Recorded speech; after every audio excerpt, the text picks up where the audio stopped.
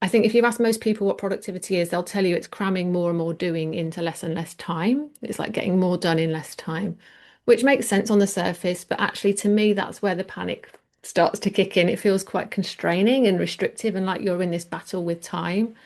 So I came up with a definition that productivity is about doing what's important as efficiently as possible to create space for what you love. And it was that and sharing that with people and seeing their response that led me to the work I'm doing now because I realized there is a way of helping people to get stuff done that isn't going to lead everybody down the merry path to burnout.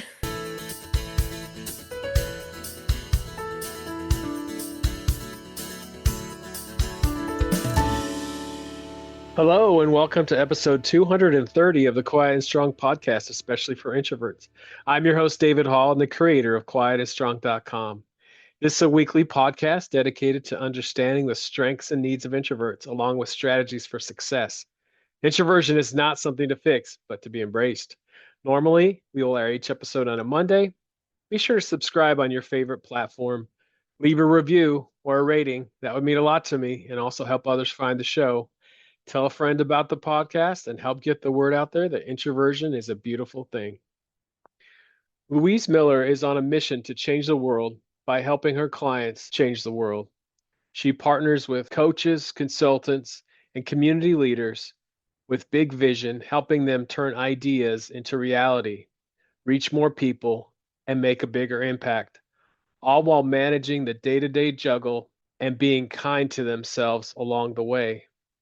Described by clients as a soothing balm and magician, Louise's own experience with work-related stress and anxiety inspired her to create a mindful, slower approach to productivity, helping clients focus on what truly matters and to get the important things done. All right. Well, welcome to the Quiet and Strong podcast, Louise. Louise, it's so good to have you on today. Oh, I'm so excited to be here. Thanks so much for having me, David. We're going to talk about the great work that you do and your definition of productivity. Tell us a little bit more about yourself and how you got to the point of the work that you do now. Yeah, so you know the phrase, if you need something doing, give it to a busy person. That was me for 15 years back when I had a normal job. I was always very good at whatever job I was doing, and then I would get promoted, and then I would run away because it wasn't what I wanted to be doing. And I kind of repeated that pattern a few times until I reached a point where I was working in higher education, which I know is something you and I have in common. Right. I was working as a team leader in HE, really, really stressed out by this point, absolutely exhausted, just running around like a crazy person trying to get everything done. And it was starting to take its toll on my health. And I can remember really clearly, I had such a light bulb moment where I was sitting in my office and I needed to get a glass of water. So I got up to walk to the kitchen, which was about 15 paces away. It wasn't far. And halfway between my office and the kitchen, I just had this real moment of clarity where this voice kind of came in my head going, Louise, why are you always rushing around? Why are you rushing to get everything done? And it seems so obvious looking back on it, but that was kind of the moment where I realized, yeah, why am I rushing around? Everything is never going to be done. You know, you never get to the point where everything's finished. And I don't know if I was waiting for somebody to tell me, it's all right, Louise, you've done everything now, you can go home. Because that's not how it works, is it, when you're in that kind of environment? The more you're rushing around, the more you're getting done. Generally speaking, the more you're being asked to do. And there's no kind of let up from that. So that was kind of the starting point of me realizing something needed to change because, as I said, it was affecting my health, it was making me ill.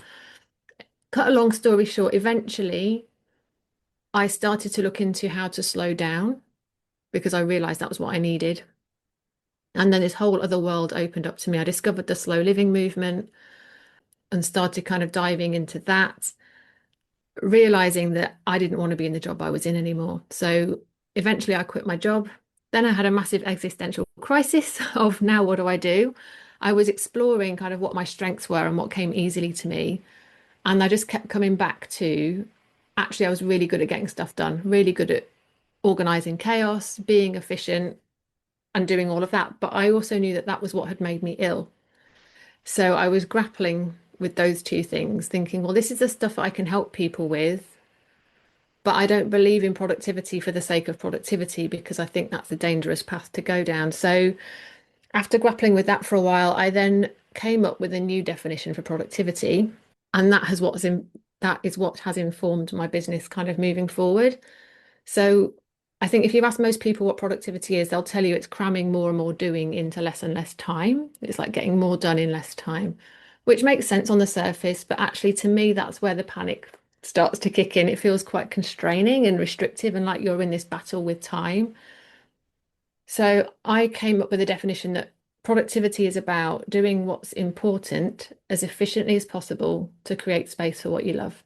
And it was that and sharing that with people and seeing their response that led me to the work I'm doing now because I realized there is a way of helping people to get stuff done that isn't going to lead everybody down the merry path to burnout.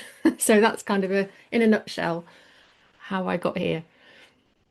Yeah, and so many people think of productivity as being busy, you know, and that's not the goal. Because when you were telling your story, I so much related to it. I was there too, where, you just keep you do some great work, you get more work, and it becomes a math problem. You can only do so much.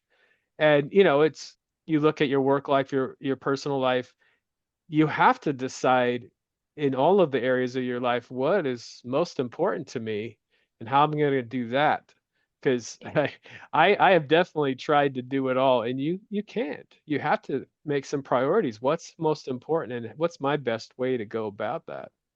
Yeah, 100%. And the other thing for me that I found really hard in that, the environment I was in, because I mean, I imagine it's different over in the States, but I'm sure there are similarities as well with higher education. It's not very well funded, and people are expected to do a lot with very little. And my colleagues would be sending emails at 2 o'clock in the morning, not necessarily expecting a response at that time, but it was just kind of indicative of the culture that we were in, where everyone was just scrabbling and working ridiculous hours trying to just keep up. And it was just like a hamster wheel. And like you say, it does become that math problem of, what's the solution? What's the Yeah, yeah, solution here? Yeah, yeah. it's that It's struggle is real for a lot of people. Yeah. yeah, it's very similar here too. Yes. And Louise, you're also a fellow introvert. Yeah. When did you figure that out? And did you have to go through a process of embracing it? Yeah. So I feel like I was kind of late in life when I figured it out. I'd already gone through 30 something years of living my life, wondering what on earth was wrong with me before I realized. Basically, it was when I was working at the university. I had a much younger colleague in the team who we used to have really great conversations about all kinds of things. And she recommended Susan Cain's book, Quiet. Is it the subtext of that? Is it Quiet, the Power of Introversion in the World That Can't Stop Talking or something, That isn't it? sounds right. Yeah, Yes. Great something book. like I that. recommend that one too. Yeah, it was brilliant. And it was such an eye opener. And it just kind of the penny dropped and everything fell into place with why I was the way I was and that there wasn't anything wrong with me. And it was more that the world is not designed for us. So things feel more difficult a lot of the time, but that's not something that needs to be fixed. So yeah, I was kind of mid 30s probably by the time I'd figured that out. Yeah. Yeah, and it's not only that there's nothing wrong with you, but that there's many strengths that you have. What's a strength that you have because you're an introvert? Yeah, you're so right. I'm glad you said that. It is such a powerful thing. I think listening is a really big one. It's being able to listen, being interested in other people. I'm not saying extroverts can't be interested in other people, but I think Right, right, this right. kind of we absorb stuff just from sitting and observing and not needing to take center stage. I find that as a really powerful thing. And just the deep thinking that we do and being happy and comfortable in that space, I think is a really powerful thing.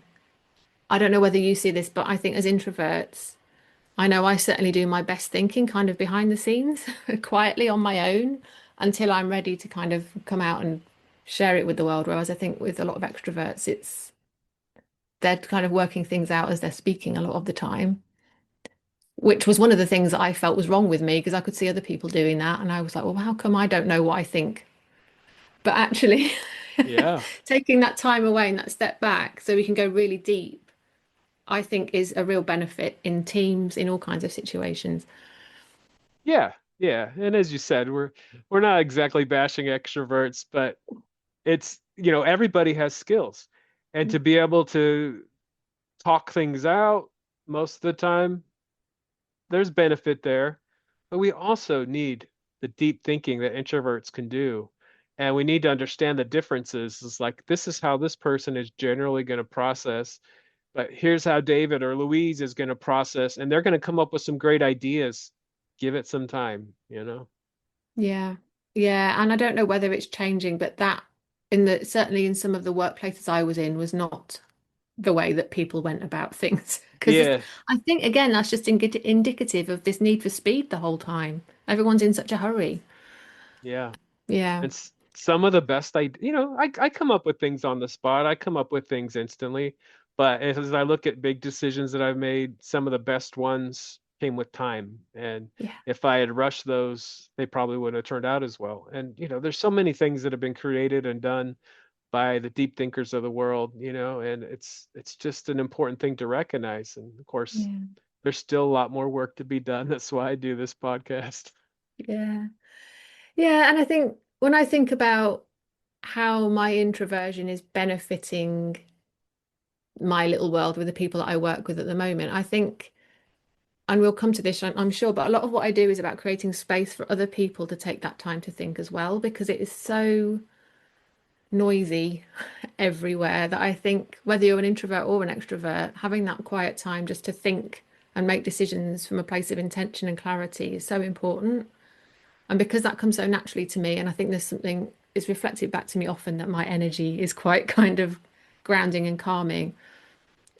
I think that element of my introvert personality is serving both me and my business, but also the people that are working with me. Yeah, absolutely. And of course, on this show, we talk about the strengths of introverts, but we also bust myths. Is there an Mm. introvert myth that you want to bust today? Yeah, I was thinking about this. I think a big one, I really hope this isn't still doing the rounds, but this idea that introverts don't like people. Yeah, yeah, I love people. I just don't expect me to hold court in a big group of them.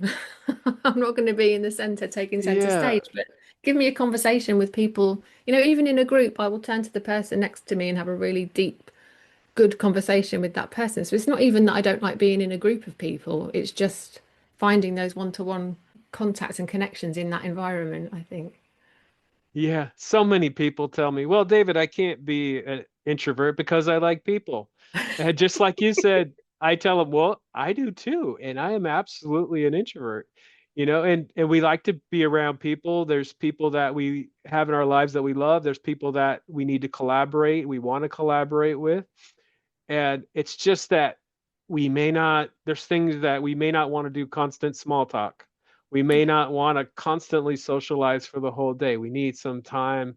We need time with others. We need time by ourselves. And and we thrive, like you're talking about, in the small group. We thrive in the one-on-one. That's where, and so it is very silly that people still say that. Again, that's a big myth that we bust on the show. Yeah. I'm hoping we're getting past that kind of Yeah, thinking yeah. We're still with more of still just still keep fighting working the on it. fight, David. Yeah, Yeah. yeah. Keep working on it. Yeah. So in the work you do, is there any difference in working with introverts versus extroverts in the way that you're approaching productivity and success? Do you know, my approach is my approach, and it's the same whoever I'm working with. But Okay. I think we introverts have an advantage because my belief around productivity is that like as I've already kind of alluded to, it needs that quiet space and it needs that thinking if we're going to be effective in how we're spending our time. And that comes quite naturally to us as introverts. So I think for us, actually, we're at an advantage because we're already doing that. But yeah, I think it's an interesting one because I also know that extroverts find value in my approach because they're not giving themselves, they don't find it easy to give themselves that space. So I'm almost giving them permission to do that. So does that make sense? There is a difference in how people kind of interact and Yeah. receive it, but it's the same kind of approach. Yeah, no, that's great. So they take some quiet that they may not usually take, or even may not even be comfortable doing. Yeah, and actually, yeah, absolutely. And it's also giving the introverts permission to do that. If we're feeling like we should be on the go and doing all of the time, it's kind of saying to people like us, no, it's okay. You need to take this space for yourself because that's when you're going to do your best work. So it's giving that permission for everyone, I think. Yeah, and that's the thing. Like when I was where you just were describing yourself, when I was just overwhelmed, when I had too much to do and not enough time to do it, I didn't give myself the space, even though now I know that I do such great work when I have some time to think, when I have some time to focus. But Yeah. that's the thing that we have to help other people understand is, you know what? I'm going to close my door. I'm going to get some great work done. I'll see you in a little while, and Yeah. and that kind of thing.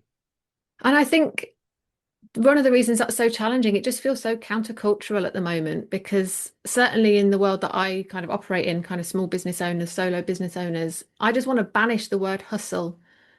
Everyone's talking about having side hustles and you've got to hustle and you've got to just be rushing and getting there quick. And it's no wonder that people feel like they can't be taking that time for themselves because we feel like there's too much to do and we should be somewhere further along by now. And there's this massive hurry to get there. It's really damaging, but yeah, so if we can give ourselves that space and that permission, it can make a massive difference. And actually, it will get you there faster. It's not going to Yeah. slow you down. Yeah, that's it right there. It's like it seems that it's not going to work, not hustling, but in fact, as you give yourself space and let your deep thinking occur, because that's a gift that you have as an introvert, Yeah, you're going to do better.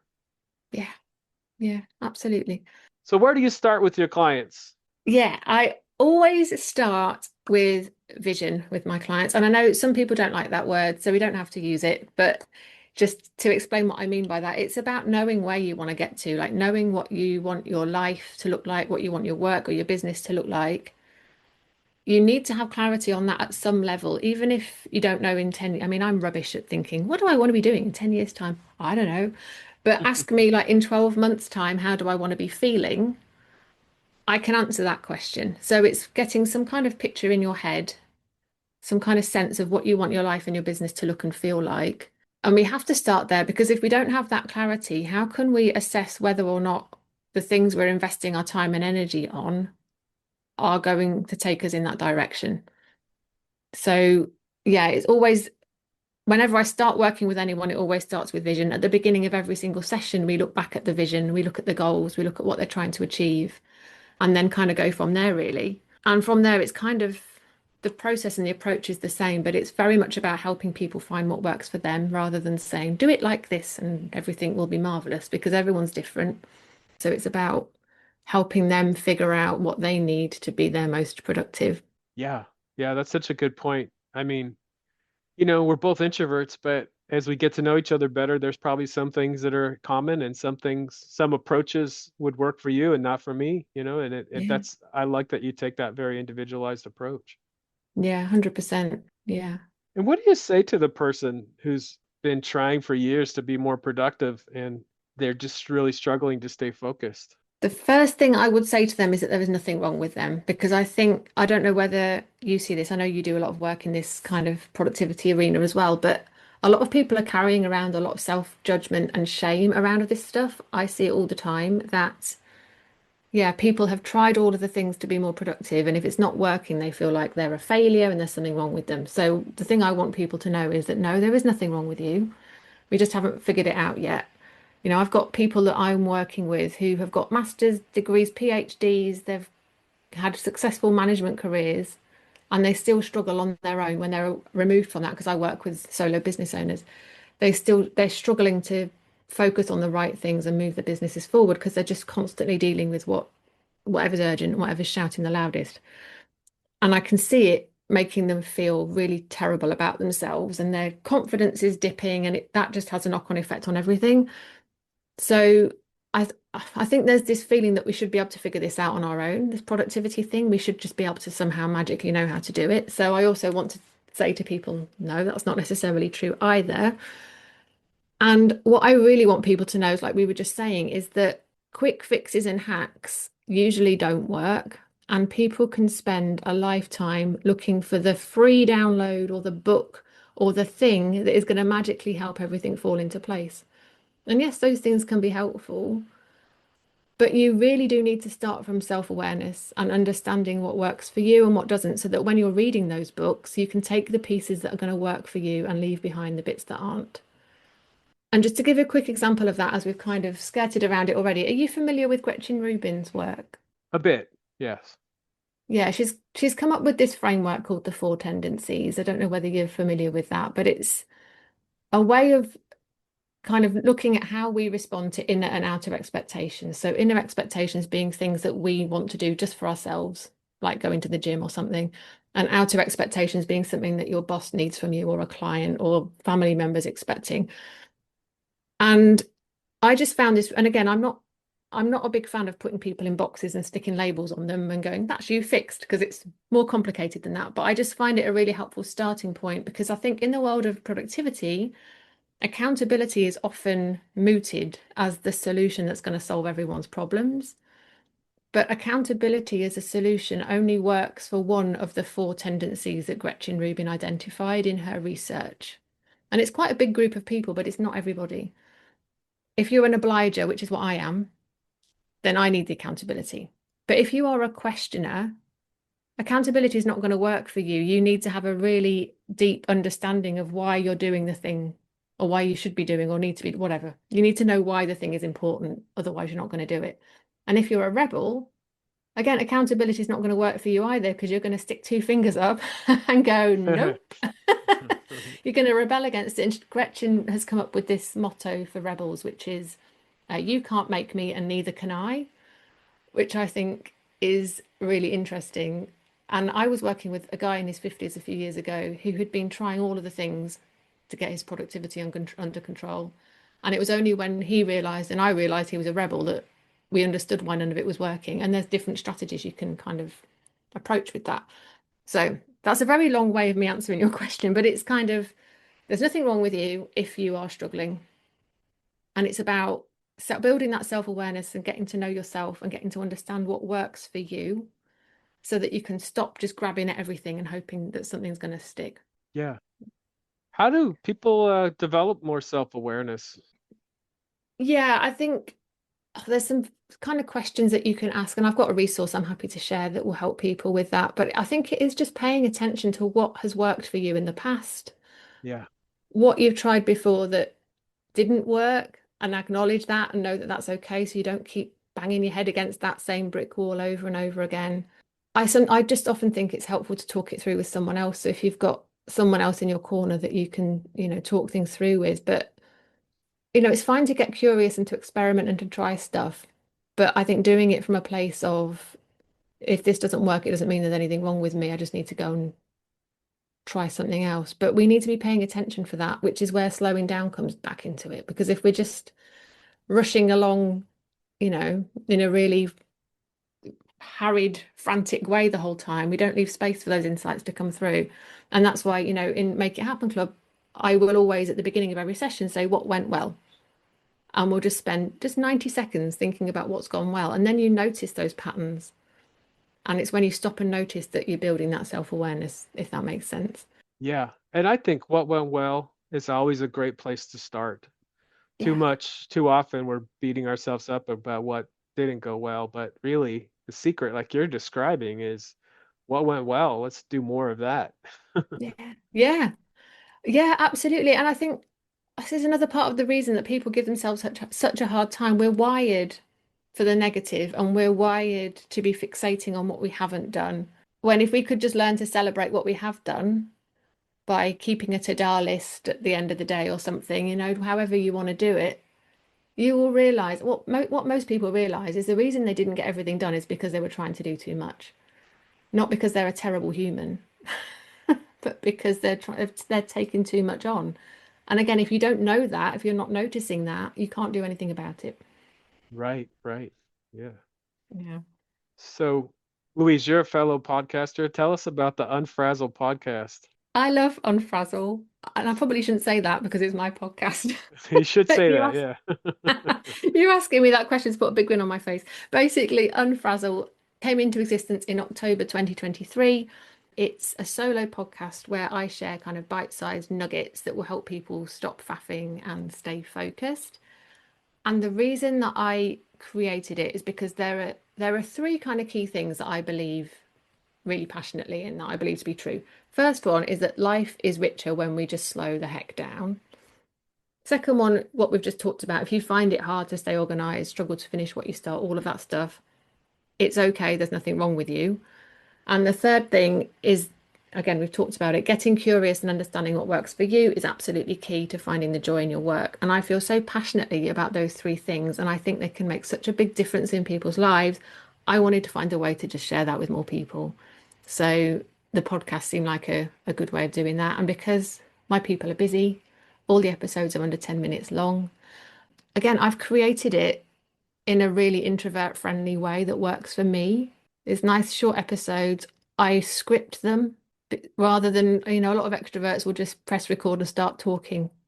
And that will work brilliantly for them. Not for Yeah. me. I have to sit and think about what I'm going to say. But yeah, I've created it in a way that works for me, which is why I think I've been sticking at it for 18 months now. And I don't think it's going anywhere anytime soon. But yeah, people kind of describe it as this sort of pocket of calm in their day. It's like 5, 10 minutes of just a little bit of quiet calm and some things to think about to help them get stuff done without all the overwhelm. Yeah. And that's the thing. We have to figure out what works for us, If you need to script your solo episode, great, do that. I often Yeah. script my solo episodes. I don't script these, but I do No. prepare, I sent you some questions and we may get to all of them, we may not. But just, it's important for introverts to know what their preparation is. And how do you think that plays into being productive with introverts and preparation? Yeah, I think it goes back to what we were saying earlier. It's about recognizing that you need space to do your best work and then protecting that for yourself as if your life depended on it. If you do want to do your best work and you don't want to end up the frazzled mess that I was when I ended up quitting my job. And yeah, it can be as simple. I say it's simple, doesn't necessarily mean it's easy, but blocking out the time in your calendar. If you know you've got something coming up that you need to prep for, make sure you're creating space and protecting that space for that thing. Like I protected space yesterday to look through these questions that you'd sent me and make sure I was clear on how, this conversation was going to flow. If I'd have got back-to-back meetings yesterday, I'd have landed here today in an absolute state. So I protected that time. And like I said before, some extrovert people can rock up for a workshop, for example, and just wing it. They'll have bullet points and then they'll be good to go and they'll fly and they'll be amazing. I know for me and for many of my introvert clients, that's not going to work. We need to organize ourselves first. I need to do a whole run through of the whole thing so that I can feel confident and comfortable with the timings and be creative. That's how I'm creative in that kind of planning process rather than thinking on my feet. So, and again, that all comes from experience of knowing, because I think the extent to which we need that preparation and that time is going to be different for everyone. And you need less of that time the more experienced you are. But allowing space for that in your diary and then protecting that time, I think, is just really, really key. Yeah, yeah, to put things in our calendar. I often say sometimes you need to make appointments with yourself to give Yeah. yourself time to think, to prepare. And a lot of what we're talking about is just really realizing that we're each wired differently and what works for us. Like, I love public speaking. When I was younger, terrified. I got nervous. My voice would shake, all of that. But I learned what you're describing is that I need to prepare ahead of time. I need to think, and that's where the creativity is. It's ahead of time. It's Mm. and I don't script my speeches, but I really think about, okay, what stories do I want to tell? What does this audience need to hear? And it's just a matter of preparation. Whereas my extroverted friend might just get up and having done some preparation, because everybody prepares, but Yeah. not the same way as me, and just gets up and wings it, and everybody loves her and thinks, oh, this is wonderful. But I've learned that that's not going to work for me. Yeah, and I think it's very easy to think that we're doing it wrong because that what that person just did looked like it was easier. It required less somehow. Yeah. but Right, it's not right. true. Can I ask you a question, actually, David? I'm Yeah. curious. So, this whole time to prepare thing, in an environment where there's a lot going on, because I know you're still involved in a kind of workplace where there's a lot happening. Yes. The people in your team, for example, not your, I mean, I know you're leading them, so of course they will be okay with this, but does it seem to be accepted now in that kind of environment that people need that sort of space to prepare? Because I know I certainly didn't feel like that was okay when I was in an office environment. Yeah, and I think I think we've come a long way, Yeah. a couple things. Like I used to feel like I had to be available to all people at all times. Mm. That didn't work. And so I started setting aside the first hour and a half of my day. In the environment I'm in, people can add things to my calendar. And Yeah. and I just thought, well, can I do this? And it was one of the best things I've ever done because it gave me that time first thing. Because I'm an early riser. I'm productive, but I'm not ready to talk at 7 in the morning usually, you know. But giving myself that time to think and plan and be strategic was really great. Also, it's just really important in the workplace to provide agendas ahead of time so people can think about, what questions do I want to ask or what points do I want to make and just taking that time to think about it. And again, we think on our feet, sure, but most of the time we do better with preparation. So there's still some, a lot of work to be done in workplaces, Mm. allowing space to think and time to prepare. But I think we're doing better in general as a society. Yeah, and I think the more conversations like this that happen, the more hopefully people who need that will feel able to advocate for themselves and ask for what they need. I think that's important as well because we can't always rely on having a good boss like you, can we? In those situations. Yeah.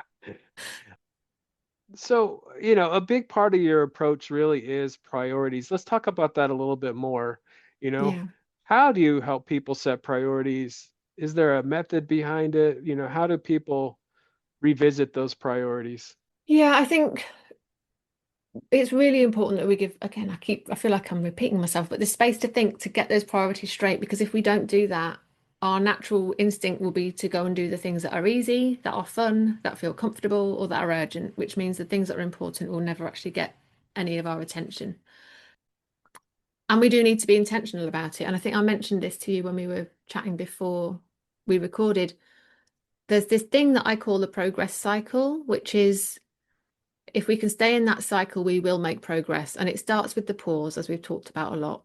And when you're in that pause, that's when you get to reflect, which can be the reflecting on things you've learned, what went well, as we were saying earlier. But it's also looking forward and reflecting on what's coming up so that then you can make a choice, which is the next part in the cycle. And you're making that choice about what is most important and what can wait. And then from there, that's when you start taking action. And that's when you will complete what you started and you can keep going around in that cycle. And yeah, the approach that I use for all of that, it just all comes back. Have I mentioned the treehouse already? I don't think I have I? No, I don't think so. No. Let me talk about the treehouse real quick if we've got time. So Yeah, we've got time. I love this. So my approach, the way that I work with my clients is actually called the treehouse method. So basically, just as a quick analogy, if you imagine you're walking around in a forest, your destination's on the other side, you're really excited to get there. But in a forest, there are no straight lines. There's things you can fall over, tree roots you might trip up, muddy puddles, all of that stuff going on. So you've got your eyes on your feet a lot of the time, and you can start to feel like you're going around in circles. And when that's the situation that you're in, it can be tempting just to keep moving, just keep in action, keep moving forward. But actually, it's far better to lift yourself up. So we go up to the tree house, and from that kind of vantage point up in the trees, you get to look down.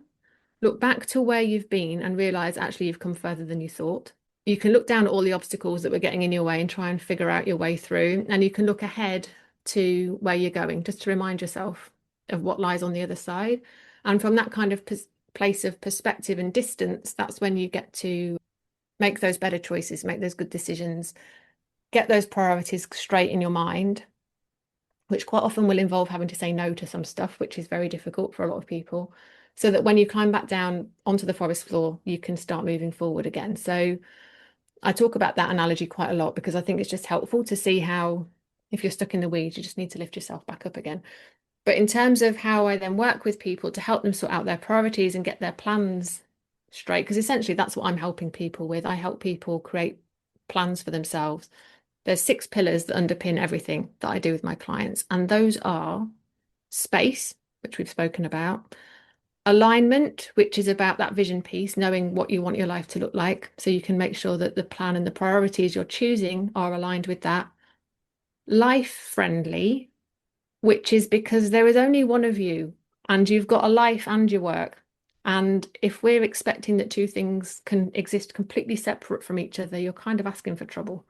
Because if there's something big going on in your life, so you need to suddenly care for a sick relative or something, that is going to impact your energy and your capacity for work. So I've always got an eye on that with people as we're doing their plans and looking at their priorities. So that's a life friendly piece.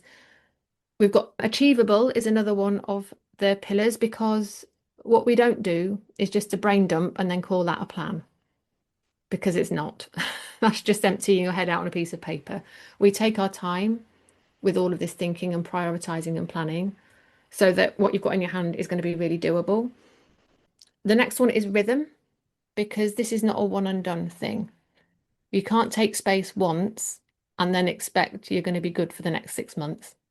We need to build it into our rhythm. So we need to create that space for ourselves on the regular so that we can make sure that we're adjusting as things adjust around us. And then the last one is that the way that I work with people is rooted in neuroscience. So it's about getting your subconscious mind on board as well as your conscious mind. I'm an NLP practitioner as well as the work that I do with productivity. So I've weave in some elements of that, just making sure that you're setting yourself up for success in the best possible way. And when all of that comes together, I know that might feel quite abstract, but I'm hoping that there's stuff that I've shared there that people can kind of latch onto and go, oh, I'm not thinking about that in quite the right way. I need to make some shifts and adjustments because that is when you will find yourself making plans you will actually achieve. And for me, the reason I love what I do isn't because it's helping people get stuff done necessarily, although it does.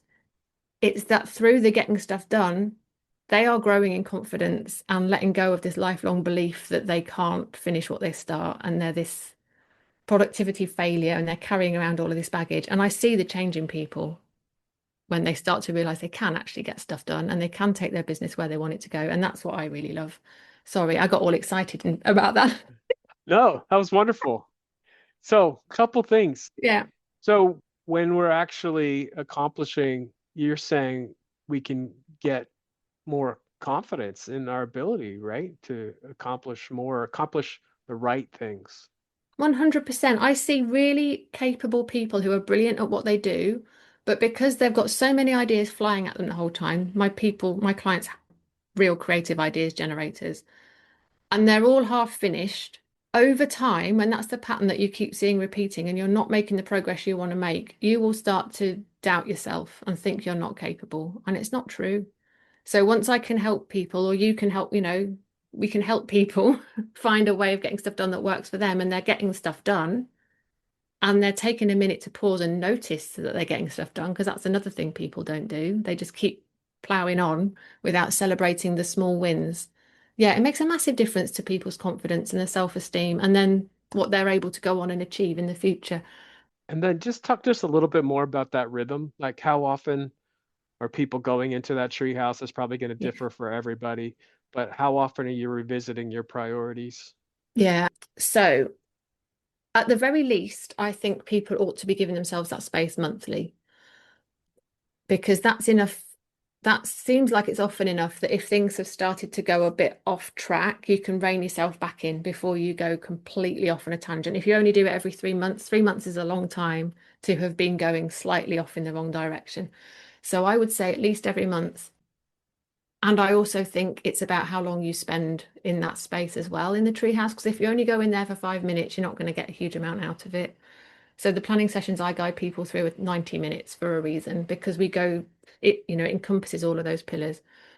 But I also think that we can take these little moments in the treehouse many times a day if we want to.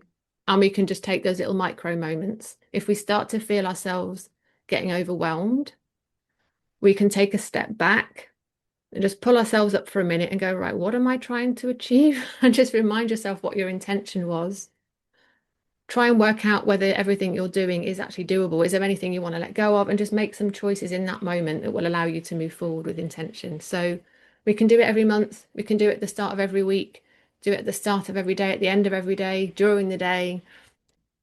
The more we can pause, in my opinion, the more productive we will be, because productivity is what happens before you take action in my book. Yes, well said on that. Yeah, so it's not just once a year, right? Exactly. Yeah. Yeah. And people get so excited in January writing a vision and Yeah, coming up with goals that then get shoved in a drawer and never looked at again. yeah. So yeah, it's not that. And again, people might think taking a pause, well, you're not getting anything done, but really it's what's we've seen is the most effective is stepping back. And I think monthly, I like that cadence, where you're doing some deep work, where you're giving yourself some space. I also really love the weekly at the beginning of the week, the end of the week, but I Yeah. like how you're saying anytime that you need to. Yeah. Yeah. I think we do think that we're not being productive if we take that break and take that moment away. But how productive are you being if your head is swimming and spinning and you're completely overwhelmed by staring at your inbox? You're not actually doing anything, chances are. So Yeah. taking a step away just to regroup before you really spin out of control. I talk about this kind of frantic and frazzled overwhelm loop that gets superimposed on that progress cycle that I was talking about before with the pause, reflect, choose, that makes it impossible to think straight when you're in that cycle. So we need to, the only way out of the frantic and frazzled overwhelm loop is through the pause. Yes. Take the pause. Yeah. Yeah. Louise, this has been a wonderful conversation. Is there anything else you want to add today? Oh, I think we've given people lots to think about. Thank you. Yeah. I feel like I've said everything that I wanted to say. So yeah, thank you, David. Yeah. So make your priorities. Don't be afraid to take some time to pause, find out what you need. This has been wonderful. Thanks for having me, David. Yep. And of course, where can people find out more about you and the great work that you do? Oh yeah, thank you. Yeah, I think as you're here, that must mean that you like podcasts. So go find Unfrazzle if you feel like you want 10 minutes, maximum 10 minutes of little moments of calm in your day. And also, I mentioned a free resource earlier if people want to kind of dive into that journey of self-awareness and figuring out what works for them. It's called The Holy Grail of Productivity, and that is at louisemiller.uk/holy grail. You can go and get that there. It's completely free. Yeah. And come and connect with me on LinkedIn as well. I love to hang out with people on LinkedIn. All right. Thanks again. I will add all that to the show notes. Thank you. Thank you so much for joining me. I appreciate you. I hope you take the time to explore other episodes and learn from other amazing guests. Remember, if you're interested in getting to know yourself better, there is now a free Type Finder personality assessment on the Quiet and Strong website. This free assessment will give you a brief report, including the four-letter Myers-Briggs code. I'll add a link in the show notes. And I'd love to connect with you. Reach out at david@quietandstrong.com or check out the quietandstrong.com website, which includes blog posts and links to social media for Quiet and Strong and much more. Send me topics or guests you would like to see on the show. So many great things about being an introvert, and so we need those to be understood. Get to know your introverted strengths and needs and be strong.